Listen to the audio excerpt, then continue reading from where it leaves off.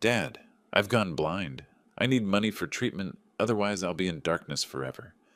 His daughter sobbed into the phone, breaking her father's heart. He gave her everything he had, 50,000 in 4 months, for doctors, medicine, and hope. But then he saw her laughing, sending a mocking text message. It's easier to fool an old man than a child. She had never been blind. When she realized that I had figured her out, her smile disappeared. Before we continue, please subscribe to the channel and write in the comments what time it is where you are now. The phone shattered my evening like a brick through glass. I'd been sitting in my home office in Scottsdale, leather chair creaking as I leaned back to review the final settlement documents from the pharmacy sale. February in Arizona meant cool evenings, the kind where you could leave windows cracked and feel almost virtuous about not running the heat. Numbers swam across the page, projections, investment allocations, the comfortable mathematics of a well-planned retirement. 62 years old, and I'd finally done it. Built something, sold it, walked away clean. Then Jennifer's name lit up my phone screen. Dad? Her voice came out strangled, barely recognizable. Dad, I need you. I sat forward, documents forgotten. What's wrong? I can't see you. The words tumbled out in a rush, panic making them run together. I woke up 3 days ago and everything was gray, and now... nothing. The doctors say there's a chance, but we have to act fast. My chest constricted. What do you mean you can't see me? Jennifer, slow down. I'm blind, Dad. Progressive retinal deterioration. They did tests, scans, everything. I can't see anything. The room tilted slightly. I gripped the desk edge, forcing myself to breathe. Why didn't you call me sooner? 3 days. A pause, filled with her ragged breathing. Then Kevin's voice in the background, smooth and measured. We didn't want to worry you until we knew more. But the specialist says this experimental treatment has an 80% success rate if we start immediately. I need to come over. I was already standing, reaching for my keys. I'm leaving now.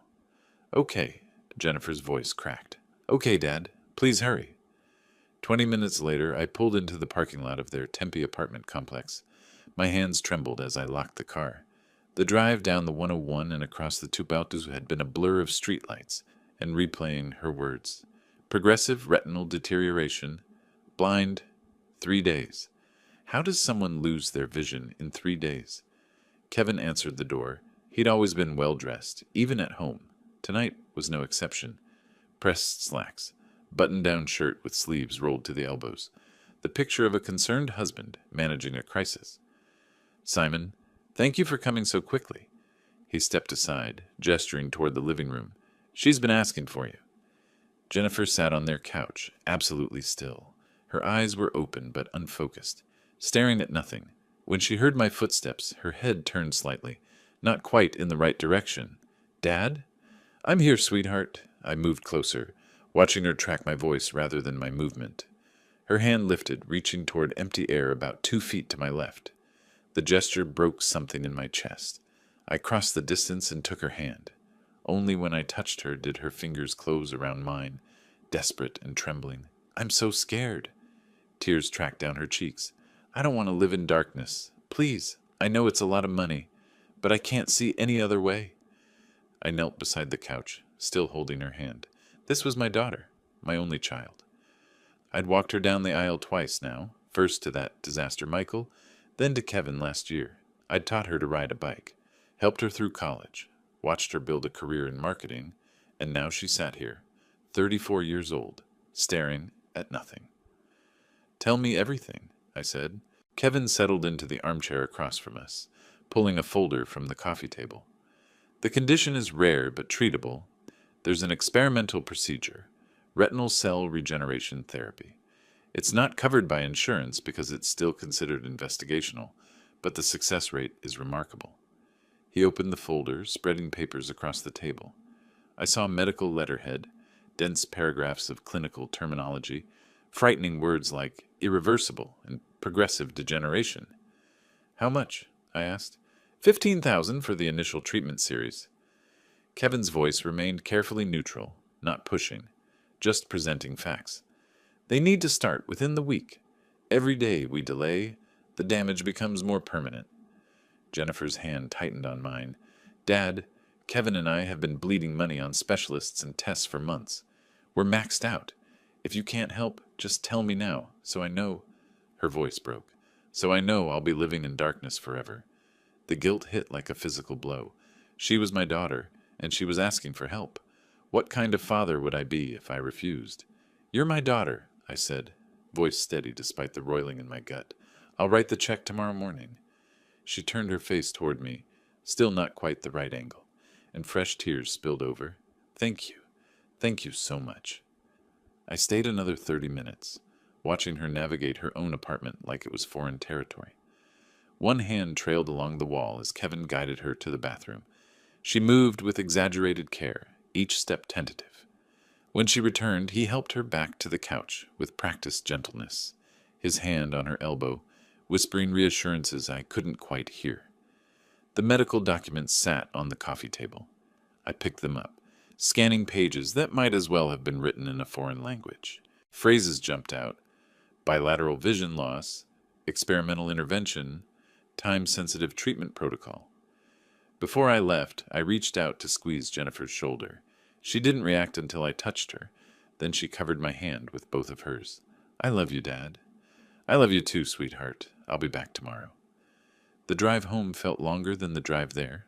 I merged onto the 202, then north on the 101, the Phoenix metro sprawl glittering around me. My mind was already calculating which accounts to draw from, how to minimize penalties, whether I should liquidate some of the more conservative investments. 15,000. It was a significant chunk, but I had it.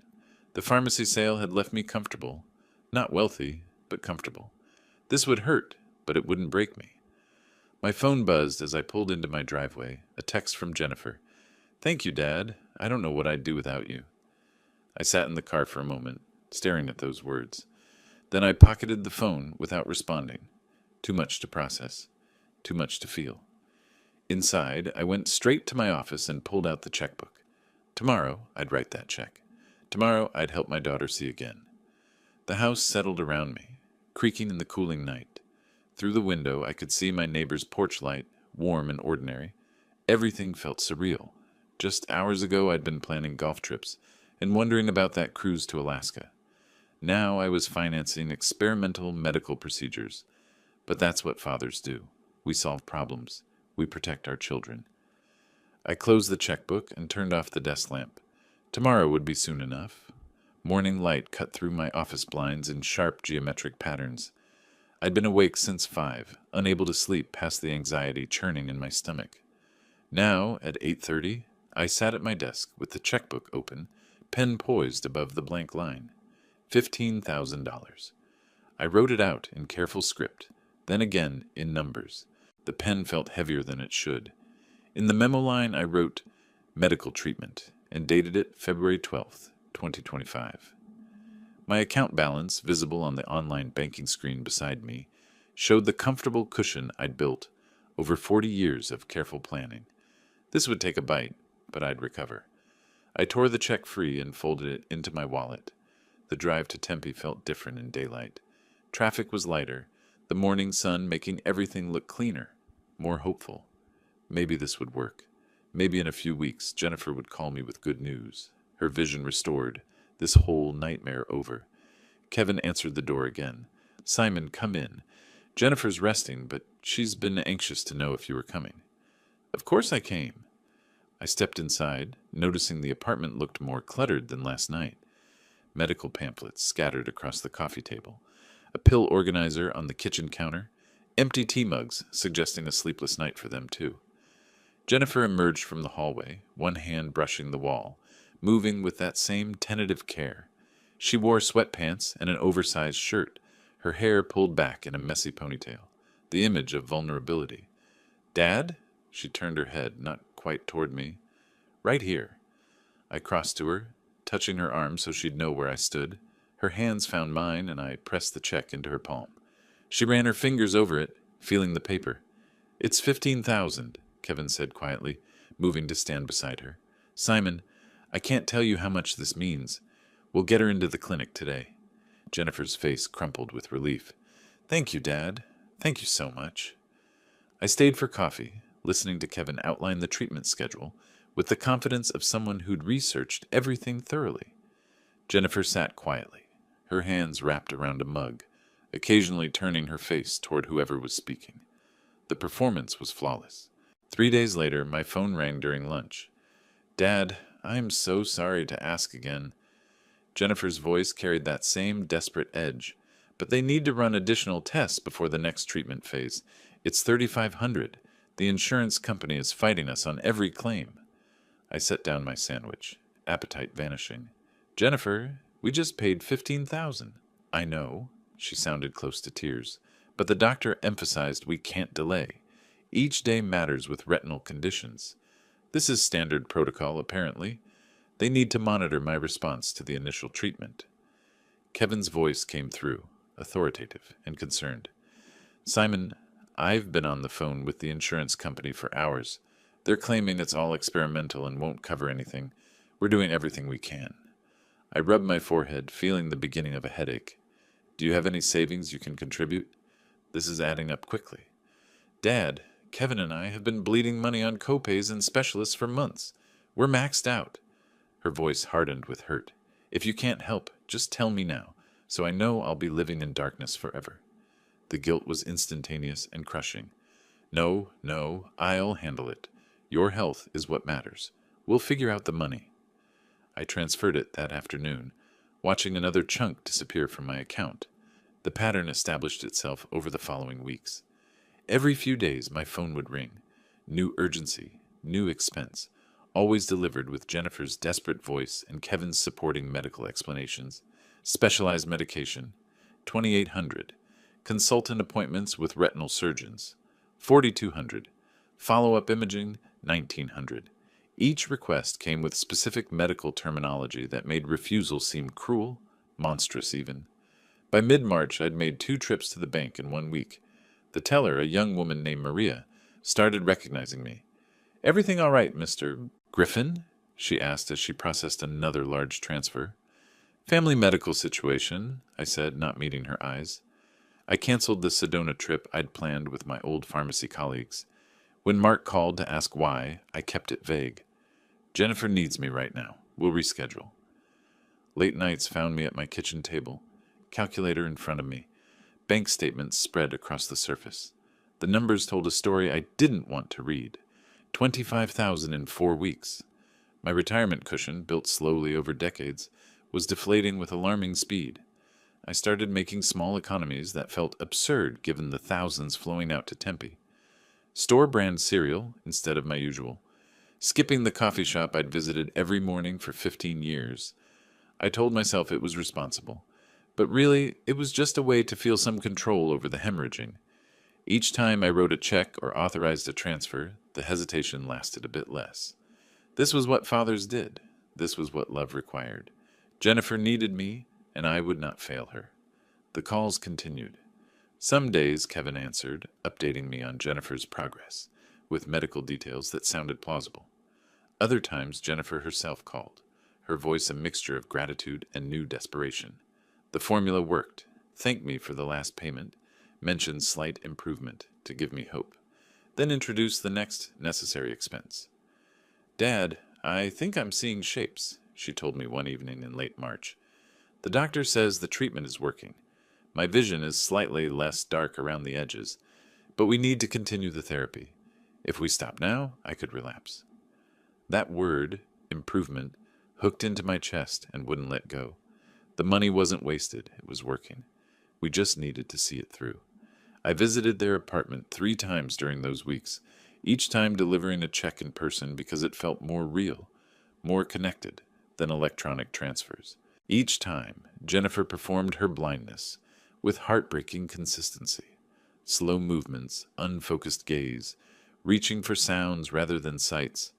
Kevin was always there, the devoted caretaker, answering the door, helping Jennifer navigate, providing updates that sounded medical and legitimate. I never saw Jennifer outside the apartment. She was always there, always recovering, always needing just a bit more help. By late March, I'd reorganized my entire financial picture. I circled accounts I could liquidate without excessive penalties, mentally rescheduled retirement plans, Told myself consulting work was always an option if I needed to rebuild. The pharmacy world would take me back. I wasn't desperate yet, but I was getting there. One evening I sat at my kitchen table with the statements arranged in chronological order. 25,000. In 1 month. My phone lay beside the papers, silent for once. I considered calling my financial advisor, Tom, but what would I say? I'm depleting my retirement savings for my daughter's medical emergency. That sounded exactly like what a good father should do. Tom would probably approve. I gathered the statements and tucked them into a drawer, out of sight. The numbers were depressing, but Jennifer's vision was improving. That was worth any amount of money. The phone rang. Jennifer's name on the screen. I took a breath, squared my shoulders, and answered with a voice that sounded more steady than I felt. Hi, sweetheart. The number on my computer screen hadn't changed in the 5 minutes I'd been staring at it. $50,000. Early May sunshine cut through my office window, making the dust motes dance. I'd always kept this room neat. Pharmacy owners develop an obsession with order, but lately I'd let things slide. Papers stacked unevenly. Coffee rings on the desk. The calendar still showed March. 3 months. I'd drained every liquid account I had. The settlement from the pharmacy sale, gone. My emergency fund, evaporated. The vacation money, the new car fund, the comfortable cushion I'd built over 40 years, all transferred to Jennifer's medical crisis. My phone rang. Jennifer's name appeared, and something in my chest tightened. Hey, sweetheart, I said, keeping my voice light. Dad, I hate asking again. She sounded tired, apologetic. But the therapist recommended some adaptive home technology, special equipment for vision-impaired people, and there's a specialist in Denver who's had success with cases like mine. Kevin found him through a support group. How much? The question came automatically now. $4,500. I know it's a lot. I'll figure it out. I was already calculating which credit card had available balance. After we hung up, I sat there, looking at my empty accounts. I'd been eating cereal for dinner, canceled my streaming services, started buying the cheapest everything. Meanwhile, I was wiring thousands to my daughter. Something shifted in my mind, not a decision exactly, more like an impulse. I'd bring them groceries, a gesture of support beyond just money. Show them I was thinking about more than just writing checks. 20 minutes later, I loaded bags into my car. Good stuff, the brands I couldn't justify buying for myself anymore. The drive to Tempe was familiar by now. Spring warmth made the desert landscape shimmer, new construction sprouting along the 101 like weeds after rain. I parked in the visitor lot, gathering the bags from my trunk. Their apartment was on the second floor, and I knew the walk well. Bread, milk, fresh vegetables, some decent coffee, small comforts. I'd crossed half the parking lot when I glanced up at the building. The kitchen window was open. Second floor, 3 units from the left. I knew that window. Jennifer stood at the counter, phone in hand. She was laughing at something on the screen, her head thrown back slightly. Then she set the phone down and reached for a coffee mug. Smooth, confident, no hesitation at all. The grocery bags suddenly weighed twice as much. I stood frozen, watching her move through the kitchen with complete ease.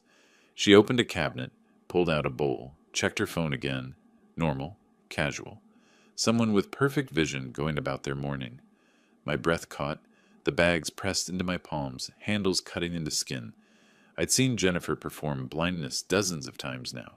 The tentative steps, the searching hands, the unfocused gaze. And here she was, reading her phone screen, navigating her kitchen like anyone would. 30 seconds passed, maybe more. My mind raced through 3 months of panic and sacrifice, trying to find an explanation that made sense. Maybe she was having a good day. Maybe the treatment really had worked and she hadn't told me yet, wanting to surprise me. But she'd asked for more money this morning, for adaptive equipment, for vision-impaired technology. I forced my feet to move, up the exterior stairs, each step deliberate. My expression smoothed into something neutral. The pharmacist's face, calm, professional, revealing nothing. I knocked. Movement inside, footsteps. The door opened. "Simon!" Kevin looked genuinely surprised. "We weren't expecting you. Come in, come in." "Brought some groceries." My voice came out, even controlled. "Thought I'd save you both the trouble of shopping." Jennifer was on the couch, positioned as if she'd been sitting there all along. When she heard my voice, her face turned toward me, not quite at the right angle. Her hand extended, patting the air, searching for the coffee table edge. "Dad, is that you? You didn't have to do that. Kevin, help me up so I can thank him properly." I watched her perform. The careful movements, the manufactured helplessness. Everything I'd seen through that window had been real, and everything I was watching now was theater. "Don't get up." I carried the bags to the kitchen, setting them on the counter beside where she'd been standing minutes ago. "I'll just put these away. How are you feeling today?" "Better, I think." She remained on the couch, her performance flawless. "The new medication is helping. I can sense light and shadow now, which the doctors say is progress." Progress. While this morning she'd been reading text messages. Kevin moved around me, helping to unpack groceries with the proprietary ease of someone comfortable in his space. He looked relaxed, content, not like a man managing a medical crisis, like a man who had everything under control. I stayed 15 minutes, made small talk, asked about upcoming appointments. Jennifer maintained her act perfectly, the right amount of hope mixed with residual fear, gratitude blended with determination. She'd refined it over 3 months. When I left, Kevin walked me to the door. "Thanks for being so supportive, Simon. It means everything to Jennifer, to both of us." "She's my daughter," I said. I walked down those exterior stairs with my hands empty, no grocery bags to carry now. At my car, I sat in the driver's seat, engine off, staring up at that kitchen window. Empty now, just an open rectangle with curtains moving in the breeze. My phone buzzed, a text from Jennifer. "Thanks for the groceries, Dad. You're the best." I read it twice, 3 times. The best. I set the phone on the passenger seat and started the engine. My hands were completely steady on the steering wheel. But my mind was moving fast, clicking through facts like inventory counts, organizing information the way I'd organized prescriptions for 40 years. Systematic, methodical, thorough. The drive home passed in a blur of calculations. Darkness filled my living room. I sat in my recliner, lights off, watching shadows shift across the ceiling as cars passed outside. The untouched dinner plate sat on the side table, pasta congealing. I kept seeing that window, Jennifer's casual movements, her laughter, the way she'd picked up that coffee mug without a single tremor of uncertainty. Then her performance on the couch, the searching hands, the unfocused eyes. 3 months, $50,000. Every scared phone call replayed in my memory, and now they all sounded different, calculated, scripted, unless I'd been wrong. Maybe the light had played tricks. Maybe I'd seen what I expected to see, not what was real. Dawn crept through the windows, gray and gradual. I hadn't slept, hadn't moved except to shift position when my back protested. By 7, I'd made my decision. I needed certainty. At 7:30, I was parked 3 spaces down from Kevin's sedan, in their apartment complex. My coffee cooled in the cup holder while I watched their door. Early morning traffic hummed on the nearby street. A neighbor left for work. Someone walked a dog. Their door opened at 9:15. Jennifer stepped out first, wearing jeans and a fitted jacket. She walked down the exterior stairs with perfect confidence, pulled out her phone, started scrolling while Kevin locked the door behind them. She laughed at something on the screen, showed it to Kevin. He grinned, touched her shoulder. 2 people starting their day. Nothing unusual, except one of them was supposedly blind. They got in Kevin's car. I waited until they'd pulled out, then followed. Morning traffic was moderate. Enough cars to provide cover, not so many that I'd lose them. They headed north on Scottsdale Road. I stayed 3 cars back, my pharmacy training kicking in. Observe, document, remain objective. Fashion Square Mall. They parked on the 2nd level of the garage. I found a spot several rows away and followed on foot. Inside, the mall was just opening. Stores raising metal gates, displays being arranged. Jennifer and Kevin walked like any couple shopping together. She pointed at a store window. He nodded. They went inside. I kept my distance, using crowds and display racks for cover. In a designer boutique, I positioned myself behind a mannequin display. Jennifer held up a leather handbag, turned it over, examined the stitching detail with her face inches from the seam. She checked the price tag, compared it with another bag, discussed something with Kevin, their voices too low to hear, but their body language relaxed, engaged. She was reading, examining, seeing everything perfectly. My hands were steady as I pulled out my phone and took photos. Jennifer looking at her phone screen. Jennifer comparing price tags. Jennifer making direct eye contact with a sales clerk. Evidence, documentation, facts. They left the boutique empty-handed, wandered through the mall another 30 minutes, then headed back to their car. I let them leave first, then sat in my car in the parking garage for a long time. The photos were clear, undeniable. My daughter had lied to me about being blind. She'd performed a medical crisis. She'd extracted $50,000. The question now was why. Evening, I drove back to their apartment for the third time in 2 days, an orange juice container from my fridge providing the excuse. Kevin answered the door, relaxed and unsuspecting. You didn't have to make another trip. We could have picked some up. Just wanted to make sure you had everything. I stepped inside. Jennifer called from the kitchen, maintaining her performance. Dad? Again? You're spoiling us. I'm just making tea. Want some? No thanks. I can't stay. I moved toward the coffee table. Her phone lay face up, the screen lit with a notification. I stopped beside it, angled my body so Kevin couldn't see my hands, and pulled out my phone. Opened the camera, pointed, clicked. The text message was partially visible on her lock screen. From someone named Bethany. Easier than fooling a child. Just a bit more and we can pay off Kev's debts. I photographed it in under 10 seconds. Dad? What are you doing? Jennifer stood in the kitchen doorway, tea mug in hand. Her voice had changed. Sharper, uncertain. She wasn't performing anymore. I straightened, phone back in my pocket. Just checking if I left my reading glasses here yesterday. But something in my tone must have shifted. Or maybe it was where I'd been standing. Or maybe, after 3 months of successful lying, she'd developed instincts for when the game was threatened.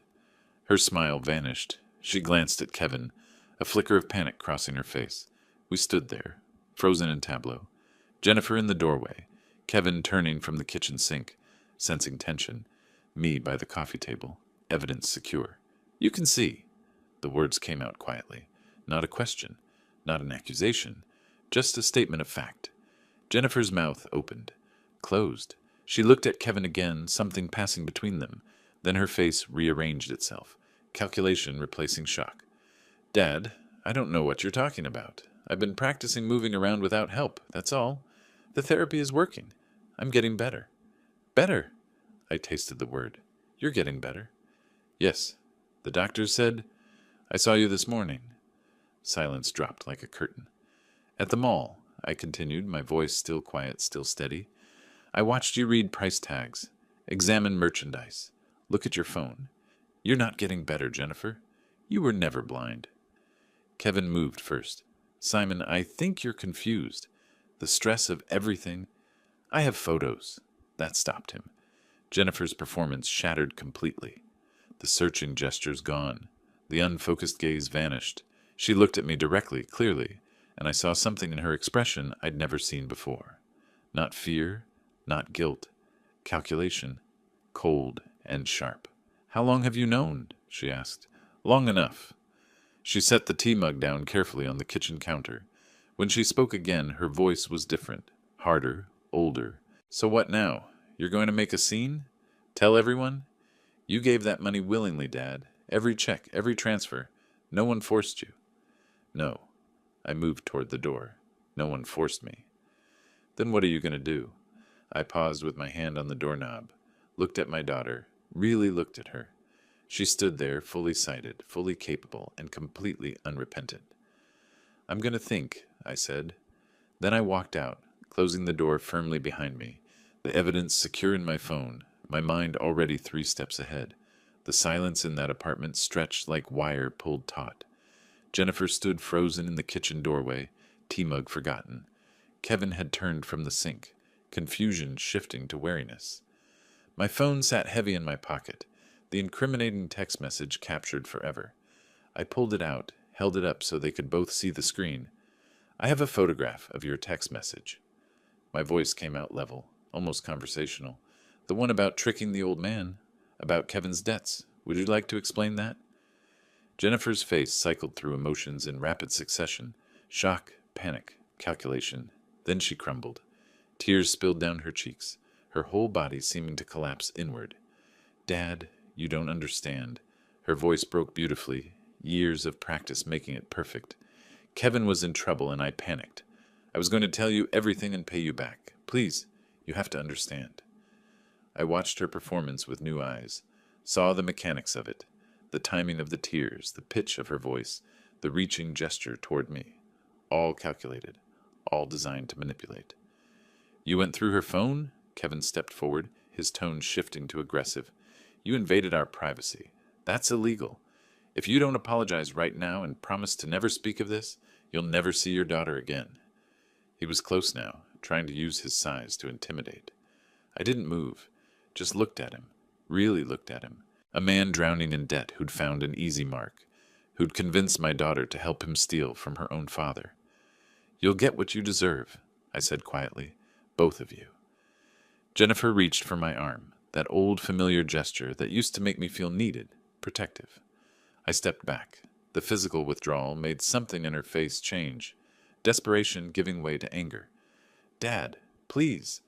I walked past her, out the door, down those exterior stairs. My car was where I'd left it. I got in, started the engine, and drove home in complete silence. No radio, no music, just the sound of my own breathing and the hum of tires on asphalt. At home, I spread every bank statement across my dining table, found a legal pad, started writing. February 15th, 2025. Phone call. Jennifer claims sudden blindness. February 16th. First check, $15,000, experimental treatment. February 19th. Additional tests, $3,500. The list went on, and on. $50,000 in 12 entries, each one documented, each one obtained through lies. I worked past midnight, building a timeline, organizing receipts, printing emails. My pharmacist's mind took over, methodical, systematic, thorough. This was just another inventory problem, just another audit, except it was my daughter who'd stolen from me. 2 days later, I sat across a desk from Robert Hayes in a downtown Phoenix office tower. Late morning sunlight slanted through floor-to-ceiling windows. Hayes was in his early 50s, graying at the temples, wearing a suit that spoke of success without ostentation. I'd found him through careful research, top-rated for civil fraud cases, experience with elder financial abuse, reputation for thoroughness. "Can I get my money back?" I asked, after laying out the basic facts. Hayes leaned back in his leather chair, fingers steepled. "Civil fraud is actionable in Arizona, but you need documentation. Proof the money was obtained through deliberate false representation. Can you get that?" "I have photos of her shopping, reading, driving. I have a text message admitting the deception." "That's a good start." Hayes pulled a legal pad closer. "But we need more. Surveillance documentation showing pattern of behavior. Evidence the disability claim was fabricated from the beginning. Background on motive. You mentioned debts?" "Kevin Morrison, her husband. The text mentions his debts." "We'll need financial records there, too." Hayes made notes. "I know an investigator. Former police, very thorough. She can document everything we need for court. It'll take about 2 weeks. Cost around $3,000. I thought about my depleted accounts, the credit card I'd used for groceries. 3,000 more. "Do it." Hayes made a call. 20 minutes later, I had an appointment for that afternoon. Patricia Miller met me at a coffee shop near Hayes' office. She was mid-40s, no-nonsense demeanor, notepad already open when I arrived. "Mr. Griffin," she shook my hand firmly. "Robert explained the basics. I need details. Your daughter's routines, schedule, usual locations." It felt surreal, providing surveillance intelligence on Jennifer, but I walked through everything I knew. "Does she drive?" "Yes, a Lexus, silver." "Work schedule?" "Marketing consultant, home office mostly, but client meetings throughout the week." "Gym?" "Regular activities?" "Yoga. Thursday mornings. There's a studio on Mill Avenue." Patricia wrote steadily, her pen moving in efficient strokes. When I finished, she closed the notepad and met my eyes directly. 2 weeks. I'll have everything you need." She stood, extended her hand again. I shook it, and for the first time since seeing Jennifer through that window, I felt something shift. Not hope for reconciliation. That was gone. But hope for something else. Justice. The email arrived on a Thursday morning 2 weeks later. Subject line, documentation complete. I clicked the attachment. 47 photographs, 3 video files, a credit report, real estate commission complaints, a detailed surveillance log. I opened the first photo. Jennifer behind the wheel of her Lexus, sunglasses on, head turned to check her blind spot. The casual confidence of someone with perfect vision. Next photo, Jennifer at a fitness center, following the instructor's visual demonstrations in a yoga class.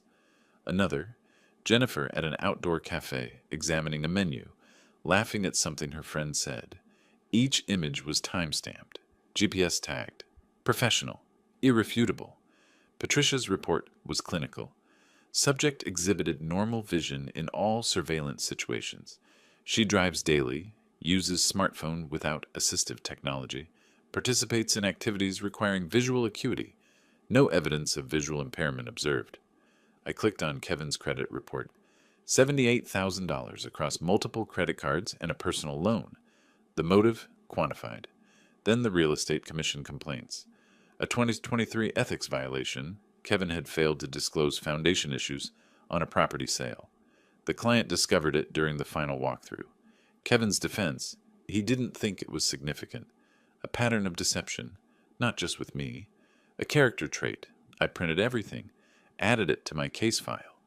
The folder had grown thick over 2 weeks. That afternoon, I drove to the Desert Valley Senior Center. Hayes had mentioned they offered free legal consultations on Thursdays. I arrived early, parked in the community lot, walked through glass doors into a building that smelled like coffee and old books. A sign in the lobby. Family Financial Abuse Support Group. 2 p.m., room 3B. I stood there reading it. The meeting was in 10 minutes. The legal consultations didn't start until 3. Something pulled me down the hallway. Room 3B held a circle of chairs, maybe 10 people already seated.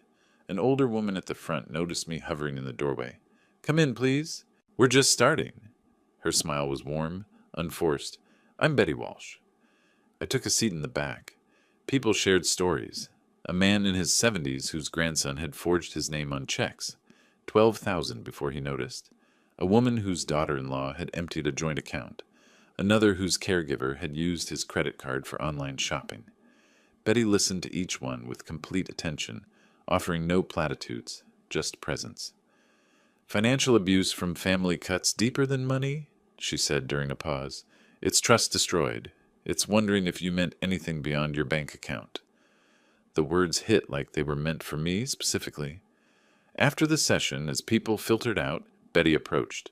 She moved with the efficiency of someone comfortable in her own body, her gray hair cut short and practical.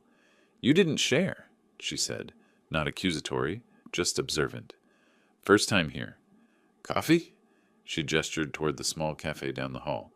Sometimes it's easier to talk one-on-one. I found myself nodding. We settled at a corner table, 2 paper cups between us. Betty waited, not pushing, just available. "My daughter pretended to be blind," I heard myself say. 3 months, $50,000. I kept writing checks because I thought I was saving her from darkness. Betty's expression didn't change. No shock, no judgment, just understanding. "My son told me his business was failing, needed emergency capital." Her voice was matter-of-fact. "I gave him everything I had liquid, $30,000. Found out later he spent it on his girlfriend's boutique startup. He wasn't even sorry, just angry I discovered the truth." "When?" 4 years ago." She sipped her coffee. "Took me 2 years to stop checking my bank account 3 times a day. Another year to trust anyone again." "How did you—" I searched for the right words. "How do you get past wanting them to hurt the way they hurt you?" "You don't get past it. You get through it. There's a difference." Betty set her cup down carefully. "Justice matters, but it can't be the only thing. Otherwise, they've stolen more than your money. They've stolen who you are." We talked for 90 minutes. I told her about the window, the surveillance, the evidence. She told me about her legal process, her son's partial restitution, the relationship that never fully recovered. She didn't try to fix anything, didn't offer solutions. Just listened, shared, understood. When we finally stood to leave, Betty pulled a business card from her purse, wrote something on the back. "Call if you need to talk. Sometimes it helps to hear from someone who's been there." I looked at the card. her cell number in neat handwriting. "Thank you. You'll get through this, Simon. Different than you expect, maybe. But you will." Driving home, Betty's card sat on the passenger seat. Evening was settling over Phoenix, the sky turning that particular shade of amber that made everything look softer than it was. My phone buzzed. Text from Robert Hayes. "Got your message about evidence. Let's meet Friday to review and discuss filing timeline." I typed back, one-handed at a stoplight. "Friday works." Another buzz. Jennifer's name. I didn't open it, just saw the preview. "Dad, please, can we talk? I want to explain."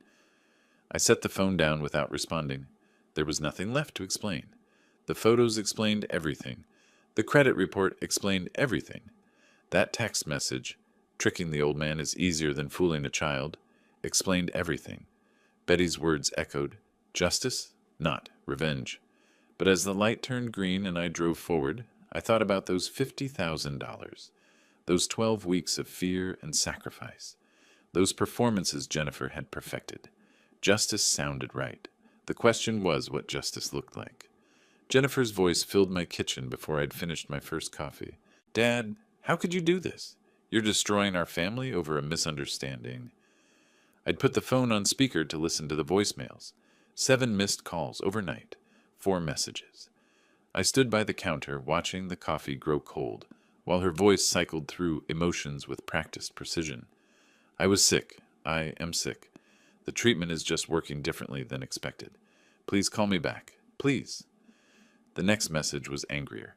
Accusations about trust, about abandoning her, about being cruel. The third one returned to tears. The fourth blamed me for her stress, for making her condition worse. I saved each one. Potential evidence of continued manipulation. The calls kept coming throughout the day. I stopped answering after the 7th, blocked her number, went back to organizing documents. Evening brought Kevin's call. I answered this one, curious what strategy he'd choose. "Listen carefully, Simon." His voice was tight, controlled aggression. "We have an attorney now. Your accusations are defamation. You invaded Jennifer's privacy, harassed us, and caused severe emotional distress. Unless you drop this immediately, we're filing our own lawsuit." I let the silence stretch. Then, "File whatever you want, Kevin." I hung up, blocked his number too. The quiet that followed felt like relief. 3 days later, I sat across from Robert Hayes in his conference room. The civil complaint sat between us, 47 pages of methodical documentation. Hayes walked me through each section. Statement of facts, legal basis for fraud claim, damages sought. "Their threats are empty," Hayes said, not looking up from the document. "Emotional distress requires proof of extreme conduct. Exposing fraud doesn't qualify. The evidence is overwhelming. We're filing for actual fraud, which is a tort in Arizona." Patricia's investigation had been thorough. The evidence package was organized into labeled exhibits. Exhibit A, surveillance photographs. Exhibit B, text message screenshot. Exhibit C, video clips. Exhibit D, Kevin's financial records. Exhibit E, the medical records investigation. That last one was devastating. Hayes's investigator had contacted the clinic Jennifer claimed was treating her. The administrator's response had been clear. No patient records for Jennifer Griffin. No appointments. No examinations. No billing. She'd never walked through their doors. The entire medical crisis had been fabricated from the beginning. "What happens after we file?" I asked. "They'll be served within a week. They have 20 days to respond. Given the evidence, I expect their attorney will recommend settlement.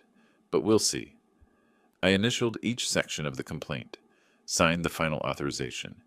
Hayes's assistant prepared the filing package with efficient movements. Complaint, exhibits, civil cover sheet, summons. She submitted it electronically while we watched. The confirmation came through within minutes. Case number CV-25051847, Griffin v. Griffin and Morrison. It was real now. Official. On record. I drove home through afternoon traffic, feeling something settle in my chest. Not satisfaction exactly, just finality. The decision was made. The machinery was in motion. A week later, on a Tuesday afternoon, the doorbell rang at Jennifer and Kevin's apartment. I wasn't there, but Hayes's process server documented everything. He recounted it to Hayes. who told me over the phone that evening. Kevin answered the door. The process server handed him the papers. Jennifer Griffin and Kevin Morrison, you've been served.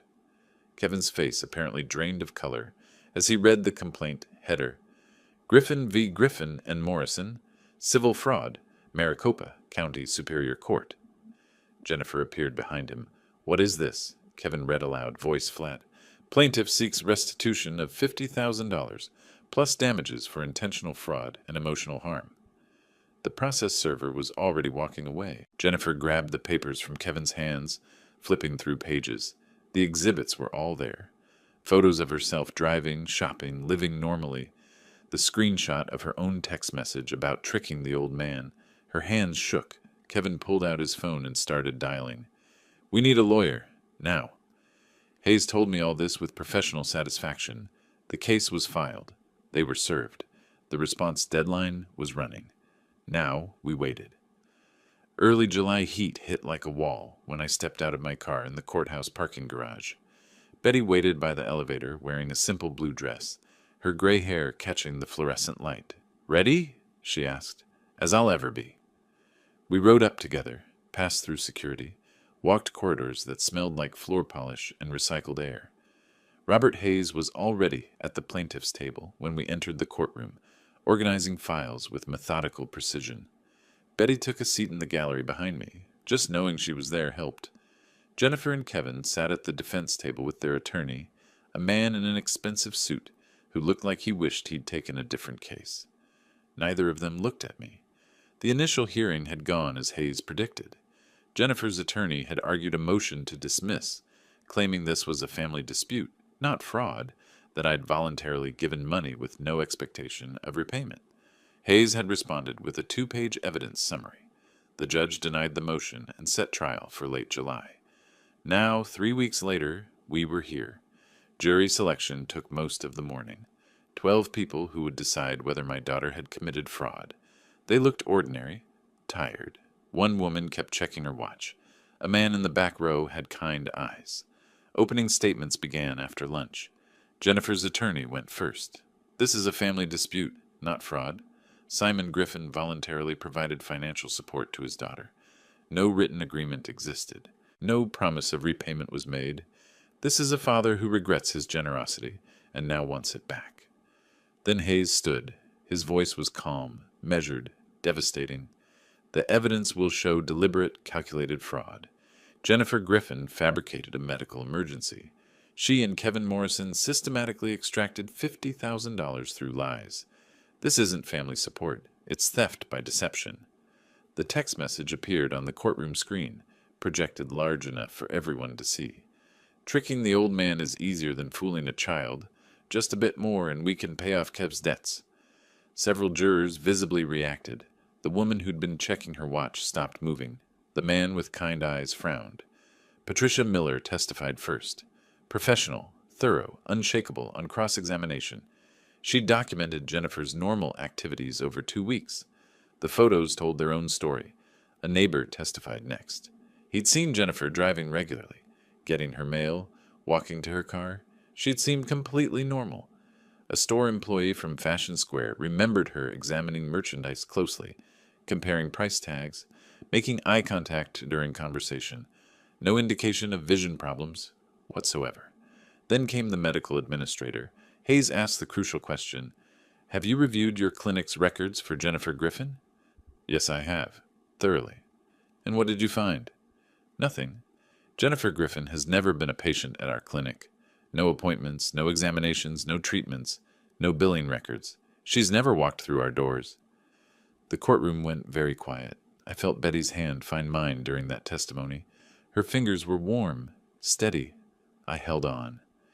During the afternoon recess, we walked to a coffee shop 2 blocks from the courthouse.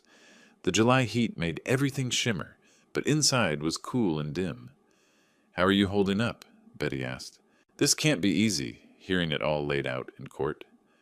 "It's strange." I stirred sugar into coffee I wouldn't drink. Every piece of evidence validates what I know, but hearing it officially, in front of strangers, it makes it final somehow. She really did this. "She did." Betty's voice was gentle but firm. "And you're doing the right thing, not the easy thing.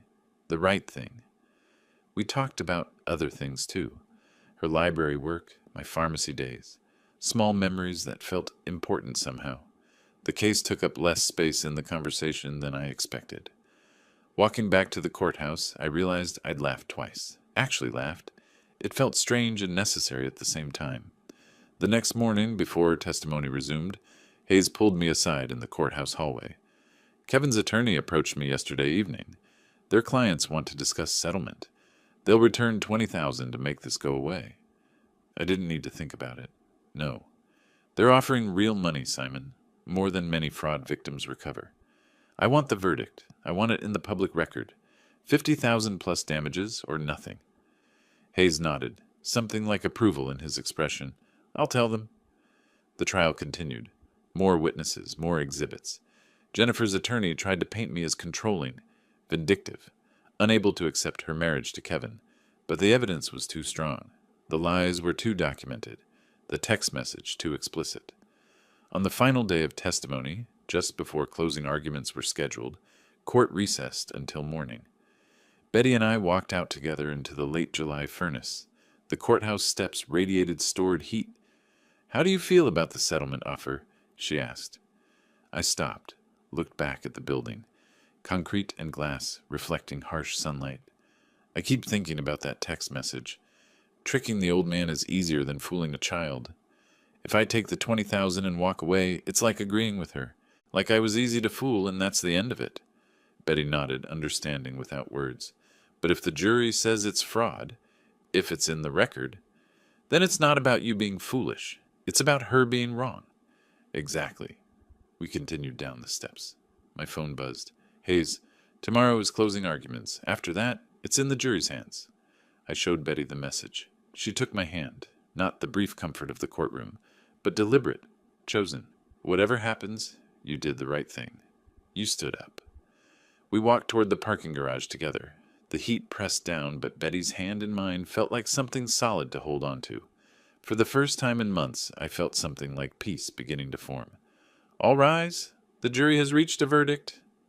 The courtroom stirred, bodies shifting, fabric rustling, the sound of breath held collectively. I stood beside Robert Hayes at the plaintiff's table. Behind me, I felt Betty's presence like an anchor. Across the aisle, Jennifer and Kevin rose stiffly, their faces pale. The jury filed in. 12 people who'd spent 2 days deliberating. The woman who'd checked her watch during jury selection looked straight ahead. The man with kind eyes glanced at me briefly, then away. The 4 persons stood, a woman in her 50s, wearing a blue cardigan. She held a single sheet of paper. The judge nodded. Please read the verdict. We find for the plaintiff, Simon Griffin, on the claim of intentional fraud. Her voice was clear, matter of fact. We award damages in the amount of $50,000 in restitution, $15,000 in compensatory damages for emotional harm. My shoulders dropped. I hadn't realized how tightly I'd been holding them. Jennifer covered her face with both hands. Kevin stared straight ahead, jaw clenched so tight I could see the muscle jumping. The judge reviewed the verdict form, then looked up. The court accepts the jury's findings. The defendants are ordered to pay plaintiff $65,000, plus court costs of $8,500 on an installment schedule of approximately $3,000, monthly for 24 months. She paused, adjusting her glasses. Additionally, defendants shall provide a written public apology to be filed with this court within 30 days and complete an ethics counseling program within 6 months. This order is entered as of today's date. The gavel came down. Final. Binding. Complete. Outside, news cameras waited on the courthouse steps. Hayes made a brief statement. Justice served, elder financial abuse taken seriously, while I stood silent beside him. Then he guided me past reporters shouting questions I didn't hear. Betty met us at the bottom of the steps. She didn't say anything, just took my arm and walked with me to the parking garage. That evening, she came to my house with takeout. We sat on the back patio as the August heat finally broke. She'd brought Chinese food neither of us ate much of. You did it, she said finally. You held them accountable. I stared at the horizon where the sun was setting in bands of orange and purple. I won the case, but I lost my daughter. That's not victory. It's just necessary. Sometimes necessary is all we get, Her voice was gentle, understanding, but it's enough to build on. The news coverage started within days. Local TV station ran a segment. Daughter convicted of defrauding elderly father in fake blindness scheme. The story spread. Phoenix newspaper, online outlets, social media threads. Elder financial abuse case. That's what they called it. 2 weeks after the verdict, Kevin received official notice from the Arizona Real Estate Board. License suspension hearing scheduled. His previous ethics complaints were being reviewed in light of the fraud judgment. Jennifer called my number, forgetting it was blocked. Left a voicemail I listened to once, her voice breaking, asking how this had happened, how her whole life was falling apart. I deleted it. 3 weeks later, the Real Estate Board issued its decision. 1-year license suspension. Pattern of deceptive practices and ethical violations. Kevin couldn't work, couldn't earn commissions. The judgment payments would come from Jennifer's salary, alone now. I heard through Hayes that Jennifer's employer had called her into HR. Clients had mentioned seeing the news coverage. She was reassigned from major accounts to internal projects. Effectively demoted. Her professional reputation damaged, perhaps permanently. The consequences cascaded beyond anything I'd anticipated. But I felt no satisfaction in it. Just a hollow sort of completion. Betty and I spent more time together, not discussing the case, just being. She'd come over for dinner. We'd take walks in the evening when the heat subsided, watch old movies, talk about small things that felt important. One evening, maybe a week after the license suspension news, we went to dinner at a quiet restaurant in Old Town Scottsdale. Candlelight, white tablecloths, the kind of place I hadn't been to in years. Halfway through the meal, I reached across the table and took her hand. "Is this okay?" I asked. She smiled. "More than okay." It was our first explicitly romantic date, acknowledged as such. After months of friendship and support, we were choosing something more. I wasn't sure I'd ever feel normal again, I said, like I could trust my own judgment about people. You can trust it. You saw the truth when it mattered. That takes courage. The check arrived several weeks later. Certified mail. $3.63 through 7. First installment of 24. I opened it at my kitchen table. Betty was there making coffee. I held it up. First payment. 23 more to go. She brought 2 mugs to the table, sat across from me. What will you do with it? I looked at the check, then at her. Something shifted in my chest. Not revenge, not vindication, just possibility. Something I should have done years ago. I set the check down. Will you take a trip with me? Somewhere I've always wanted to see. Where? Grand Canyon. I spent 40 years building a business, then selling it, planning retirement. Never went anywhere. Never made time. I met her eyes. I'm making time now. Betty reached across the table, covered my hand with hers. When do we leave? I smiled. Genuinely. Fully. Perhaps the first real smile since this whole nightmare began. Soon as you're ready. The envelope waited in my mailbox like an accusation. Jennifer's handwriting. I'd recognize it anywhere. The careful loops, the way she dotted her I's with little circles, a habit from middle school that never left. I stood at the mailbox in early September heat, holding the envelope without opening it. First contact since the verdict. 2 months of silence. Broken. Inside, I set it on the kitchen counter. Stared at it. Betty was visiting that afternoon. I'd wait. She arrived at 3, let herself in with the key I'd given her the week before. Found me still staring at that envelope. From Jennifer, I said. Betty didn't ask if I'd read it, just started making tea, moving through my kitchen with comfortable familiarity. When the tea was ready, we sat on the couch together. She didn't push, just waited. I opened the envelope, 3 pages, handwritten. I read aloud, my voice steady even when emotion tightened my throat. Dad, I won't insult you by asking forgiveness. I know what I did. The courtroom, the judgment, seeing it all laid out publicly, it forced me to see myself clearly for the first time. Kevin showed his true self under pressure. I'm filing for divorce. I need to prove to myself I can be better than I was. Maybe someday, years from now, I can prove it to you too. The letter went on. Specific acknowledgments, admissions of manipulation, recognition of harm caused. No excuses. No requests for immediate reconciliation.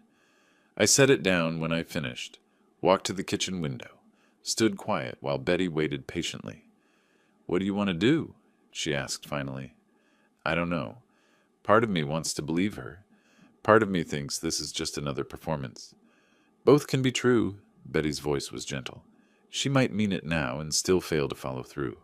What matters is what you need, not what she needs."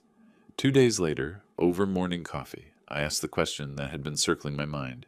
"When your son took your money, did you ever forgive him?" Betty considered, stirring sugar she didn't need to stir. "I accepted what happened. I protected myself going forward. We have limited contact now. Is that forgiveness? I don't know. But it's peace, which matters more."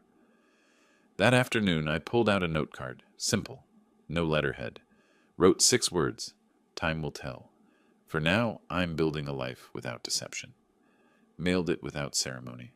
The following week, Betty and I packed for the Grand Canyon, the trip we'd promised ourselves. I deposited that first restitution check and used a portion to book the lodge. We left Phoenix mid-morning, drove north through Flagstaff, arrived at the South Rim late afternoon. The canyon stretched before us, impossibly vast, layers of rock revealing millions of years in stratified walls. We woke early the next morning to catch sunrise. The sky was still dark when we reached Mather Point, but light was coming. We stood at the railing watching shadow transform to color as the sun rose. Amber, rose, gold. The canyon walls caught fire with morning light. 42 years, I said quietly. I could have come here any weekend. Betty leaned against the railing beside me. "You're here now. That's what counts." We spent the day hiking along the rim trail, not talking much, just walking, looking, being present. The canyon put things in perspective. Problems that felt enormous looked different against geological time. That evening, we returned to Mather Point for sunset. Other tourists gradually left as the air cooled. Soon, we were nearly alone. The sun dropped toward the western rim. Light streamed across the canyon, brilliant and brief. Betty's hand found mine. "I spent so long thinking about what they took from me," I said, "but standing here, I see what I got back. My ability to trust my own judgment, my willingness to stand up for myself, and," I glanced at her, "the chance to build something real with someone who sees me clearly." "You did that yourself." Betty squeezed my hand. "I just had the good fortune to be here while you figured it out." The sun touched the horizon. Light and shadow played across ancient rock. I watched it, and for the first time in a year, the tightness in my chest, the one that appeared the night Jennifer called about her blindness, finally released completely. I didn't defeat Jennifer and Kevin. I defeated the fear that I'd always be easy to fool, always be just the old man with an open wallet. The light faded. Stars began appearing in the darkening sky above the canyon. We turned from the railing and walked back toward the lodge together. And I knew, truly knew, I wasn't walking away from anything. I was walking toward everything that matters. If you like this story, please like this video, subscribe to the channel, and share your impressions of this story in the comments. To listen to the next story, click on the box on the left. Thank you for watching.